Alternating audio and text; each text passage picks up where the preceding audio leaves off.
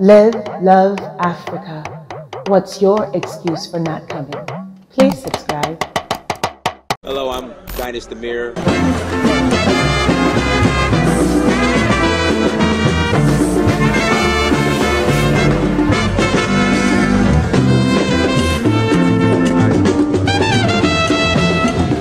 Greetings everyone, it is Dynasty Mirror Search for Uhuru. Thank you so much for joining us. Before we get started, make sure you go to dynastymirror.com. Again, go to dynastymirror.com. Buy the merchandise. This is the Africa is the Future t-shirt. So when you go to the site, go and buy some shirts. Also, I write books. I'm a black author. So support your black authors. Go to dynastymirror.com and buy some books. While you're there, subscribe to our email list. Again, join our email list so you can stay up to date in regards to what's going on with Dynasty Mirror. Make sure you like, share, and subscribe as well. We appreciate your support. And go to Patreon. Subscribe, join our Patreon, become a monthly Patreon. Patreon.com, search for Uhuru. Again, Patreon.com, search for Uhuru. So today's topic is Atlanta is not Wakanda. In fact, Atlanta is far from it. Yes, there are some black people who are doing well in Atlanta. Yes, there are. But recently, Atlanta is transforming into Camelot for white people. If you guys aren't familiar with Camelot, that's the, mythical city from the King Arthur's story tale. So go look up Camelot. So, I'm going to share this interesting story with you. So a friend of mine, Nigerian friend of mine, her and her sister came in town. This was last year. They flew in from London. And so they wanted to see Atlanta, so I took them around. And so they wanted to go to the King Center. They wanted to see the Martin Luther King Jr. Memorial. So I took them. So we were leaving and we walked by his house. We didn't go into his home, but we walked by it. And she asked me, she said, Dynas, how much do homes cost in this area? If you guys aren't familiar with Atlanta, the MLK Jr. Memorial Center and his home, they're in what is called Old Fourth Ward, okay? So she asked me, she said, Dynas, how much are the homes in this area? I told her, you'll be lucky to find a decent house for about $500,000. She looked at me. She said, no way. You trying to tell me in Martin Luther King Jr.'s former neighborhood that houses are starting off at $500,000? I said, yeah. So we were walking to the car. There was a home with a for sale sign on it. She asked me, how much do you think that house costs? I said, probably about $700,000. She said, no way.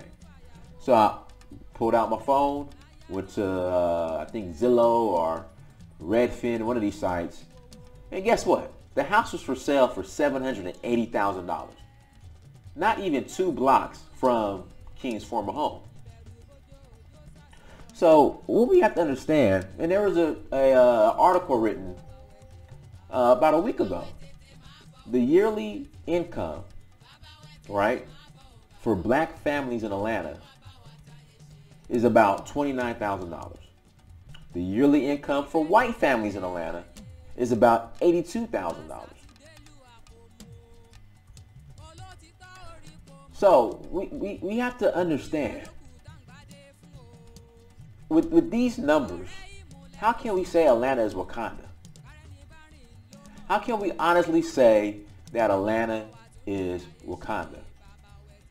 If anything, by how many of you define a third world country, Atlanta is a third world country. Again, how you guys define a third world country, Atlanta would be a third world country almost. Schools suck.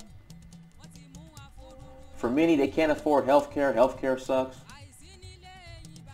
And then one thing, and this is what really grabbed my attention. So if you guys have been to Accra, Ghana, or Lagos, Nigeria, which are considered third world countries, again, third world countries, you'll have the vendors out in the street, selling water, food, or whatnot. The ones in Lagos are so good. Like literally the street vendors, like when you're in traffic, right? And you know, they're in the street, you know, offering their items or whatever, trying to sell their items. The ones in Lagos, this might as well be Amazon in the street. I mean, I didn't buy chargers, USB drives, books, food, whole food, 4-course meal, everything just in traffic in Lagos, Nigeria. They're very kind, very polite. Oh God, you know, come now. You know, you get your stuff and, you know, they give you your change and they're cool. You guys seen the videos that I post. Here in Atlanta, you got the guys selling water. So the ones in Accra and Lagos, very friendly, very kind. The ones here in Atlanta, hey shawty, you gonna buy my water, shawty? Or you ain't gonna buy my water? I like had to almost fire off on one of them dudes. You ain't gonna buy my water, shawty? You ain't gonna buy my water? I mean, they come up, running up to your window, knocking on your window. I'm like, bruh. Then you know, the pants are down to their knees. I had to tell one, like, look, brother, I'm gonna support you, but can you pull your pants up? He got attitude. And what I tell people before gentrification, see, this is what they're not telling you about Atlanta. Before gentrification, you had Ashu Heights, you know, English Avenue, the Bluff. These neighborhoods are in Atlanta. And I've been to 16 African countries considered third world. These neighborhoods, Ashu Heights, I mean, blighted, crackheads everywhere, people selling dope, zombie houses, people walking around broad daylight looking like zombies. The condition that Atlanta was in, and is still somewhat in, before gentrification, has been the worst I've ever seen. I would say Skid Row's number 1, Atlanta's number 2. Worse. Now we're supposed to be in a developed first world country. But if you guys were to see some of these neighborhoods, again, around the HBCUs, Morehouse, Spelman, Clark Atlanta, the former Morris Brown, the conditions that these neighborhoods were terrible, were awful. Worse than what is considered third world. Worse. But we want to sit here and say that Atlanta's Wakanda. It's not. Again, a few black people are doing very well. They are. There are a few. You have a handful that are doing very good. That are keeping Atlanta afloat.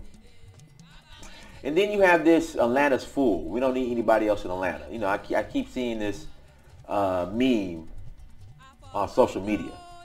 Atlanta needs all of the black professional help it could get, wherever you are from. Atlanta needs all the black professional help that it could get. Because you guys have to understand. A lot of the born and raised Atlanta talent, they moved to the suburbs. Literally, when I told people I was coming back to Atlanta and I was moving to the West End, literally, I had friends tell me, Dennis, we're not going to come visit you. And then white folks come in, clean it up, put their little gastro pubs and distillery and all this other hippie stuff, you know, that they eat and drink. And now black folks crying about gentrification. Well, hold on, you didn't see the value in it before white folks saw the value in it, so why are you complaining about it? Why are you crying about it now? Black folks still crying about the no affordable housing. I mean, it's just the list goes on. But see, this is the problem. And this is the issue. With all these problems, schools are terrible, no affordable housing. You know, Atlanta's trying to hide the homeless situation. So there was a homeless center downtown, well, kind of midtown, off of Pine Street. They shut that down. Now all the homeless people have shifted to Hartsfield-Jackson Airport. So literally, when you get off a plane, you go to baggage claim, there's homeless people all in the airport. Predominantly black homeless people. But you have people trying to tell you that Atlanta is Wakanda.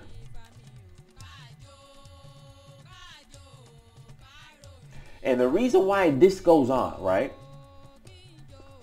And why this is not being addressed. It's not being addressed, you guys. It's not. You're not going to get you affordable housing. The schools aren't going to get any better. It's not going to happen. All right. This has been pre-Trump. I've been in Atlanta on and off since 2000. This has all been an issue since before Trump. But all a black politician has to say, if a black politician is a leader in their city, mayor, black mayor, congressman, representative, all they have to say is Donald Trump, and people are just like, okay. And they're content with them just putting the blame, deflecting to Donald Trump. Schools in Atlanta, terrible. Donald Trump said something mean today. Okay. What about the homeless problem? Oh, Donald Trump. What about the affordable housing? Oh, Donald Trump. All they got to say is Donald Trump and just deflect to Donald Trump, and people forget when the issues are getting worse and worse. So Atlanta is not Wakanda. All right, when you drive into Atlanta, coming 75, 85 south from the airport, we're heading north, or coming from Marietta, heading to the city. You see the skyline, you see the skyscrapers. None of those are black owned. Like I said, Atlanta is white corporate owned that's managed by black people. And now white folks are like, hey, we're coming to take back our stuff. Just like in corporate America, I'm pretty sure in corporate America, everyone's experienced that black person in upper management that just thinks he runs the show, but then he gets his wake-up call one day and gets let go out of the blue and gets humbled. See, that's what's going on with Atlanta right now. Because do not be shocked that this next election that we have a white mayor. But again, Atlanta, if you look at it, by the definition of third world country that a lot of you all put out there, Atlanta is a third world country, or probably worse. But again, you have people doing well, just like the same way in third world countries where people are doing very well. Because how desperate I see kids selling water in the streets of Atlanta, I'm like, this is worse than a third world country. I've never seen anything like that when I go to the so-called third world countries. I mean, these kids are ready to fight you if you do not buy their water. They're that desperate. That's some worse than third world country situation. So again, you guys, let's be honest with each other. Again, I mean, there's opportunity in Atlanta. I mean, you can make money in Atlanta. You can get to the bag in Atlanta. But to think that Atlanta is Wakanda, you are fooling yourself. So everyone, thank you so much for joining. Like, share, and subscribe. Make sure you go to dynastymirror.com. Until next time, family, Dynasty Mirror, search for Guru. Peace.